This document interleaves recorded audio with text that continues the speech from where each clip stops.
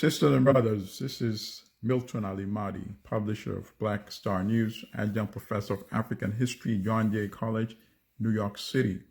I want to speak today on an issue that has been in the news widely lately, and that is the abuse of Africans in Guangzhou province in China. We have seen the attacks on Africans being thrown out of their apartments into the streets, being denied access to hotels, being denied access to transportation, being denied access to even go and shop for groceries. How are they supposed to eat? Africans wandering with their suitcases, homeless in the streets, Guangzhou, China. Why? Why is this? I want to take a different angle today, sisters and brothers. I want to speak to you frankly. Africans are being mistreated in China, in other parts of the world, in Italy. Those migrant workers engage in slave labor in those farms in southern Italy. Let's not forget about that. Being abused in the Middle East as we speak today, in North Africa. Then, of course, we don't even have to bring in the abuse of diaspora Africans, including here in the United States. Why is this? Because the value of African life, African essence has been destroyed, has been diminished. When? How?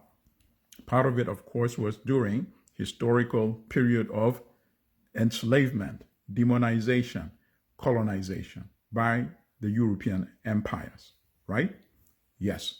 But our own African misrulers have done a good job and continue to do a good job in devaluing African life, African essence, abusing Africans, massacring Africans, having no respect or regard for African life.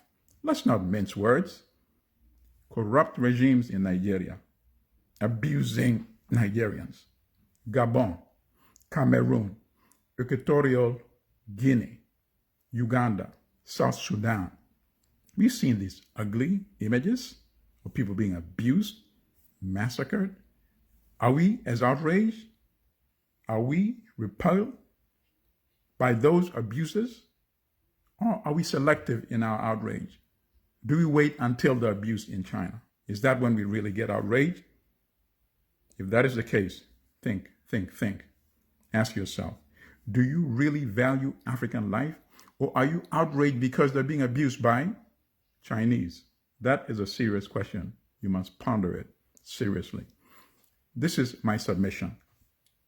Nobody in the world will respect Africa and Africans until Africans show they deserve respect. How do we do that?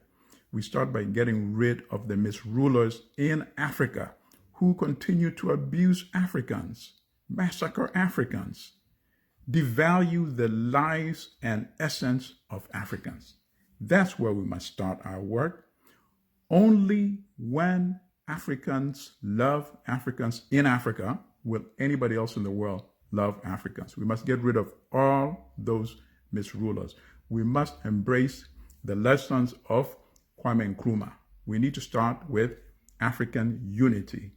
Love Africa, and then the world will love Africa.